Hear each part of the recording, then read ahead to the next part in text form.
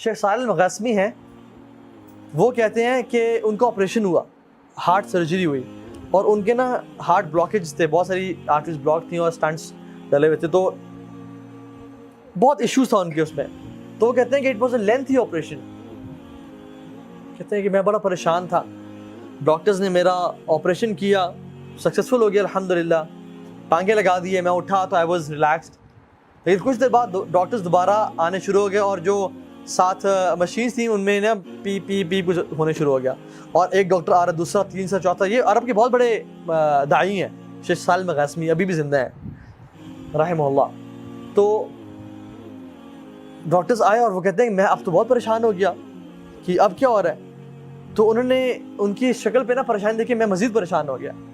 تو انہوں نے کہا کہ آپ کے جو بلاکیج تھے نا وہ سم تھنگ ہیپن کہ بہت زیادہ نا بلاک ہو گیا, and we have to reoperate you again, تو ہمیں دوبارہ کھول کے سرجری کرنی پڑے گی. کہتے ہیں کہ پہلی سرجری میں تو I was a but relax, لیکن اس دفعہ میں بہت پریشان ہو گیا.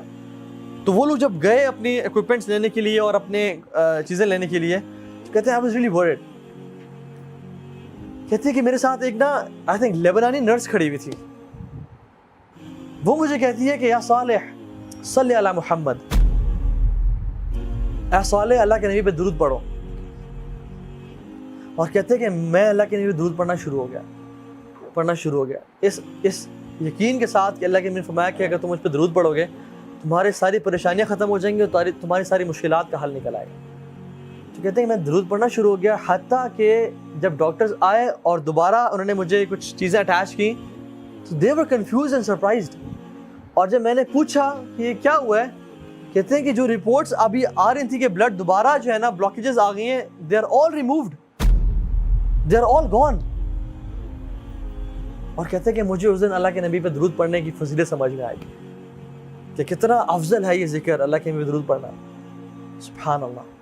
تو اپنی زندگی کو نا کثرت سے, جب بھی فری ٹائم ہے نا, درود کثرت سے پڑھا کریں, استغفار کثرت سے پڑھا کریں. ایک صحابی آیا اور کہا یا رسول اللہ نجات کا راستہ بتائیں, نجات کس میں ہے؟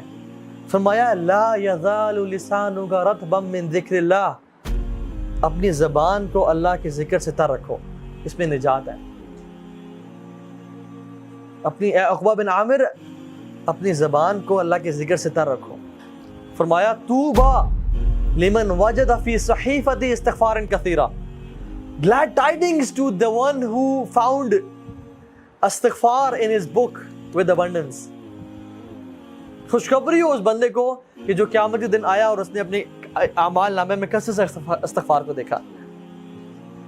سبحان اللہ. امام احمد بن حنبل سفر کر رہے تھے, بڑا فیمس واقعہ ہے. سفر کر رہے تھے, رات لیٹ ہو گئی, مسجد میں اجازت ہے کہ میں رات یہاں رہ لوں, تو انہوں نے کہا نہیں آپ یہاں رات نہیں رہ سکتے.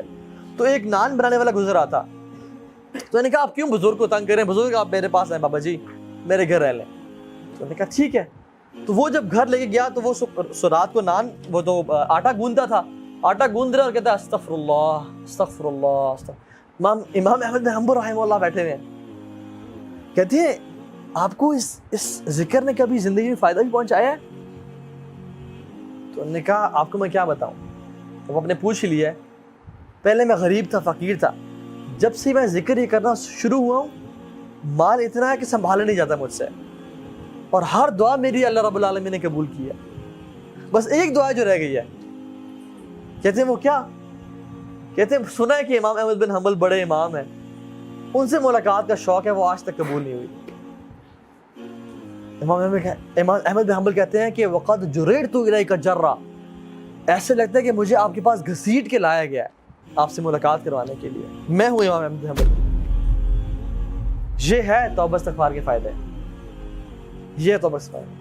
کثرت سے استغفار پڑھا کریں زندگی میں. اللہ کے نبی اپنی ایک محفل میں, ایک سیٹنگ میں 70 سے 100 مرتبہ استغفار پڑھا کرتے تھے, ایک سیٹنگ میں. اور کثرت سے درود پڑھیں, کثرت سے درود پڑھا کریں.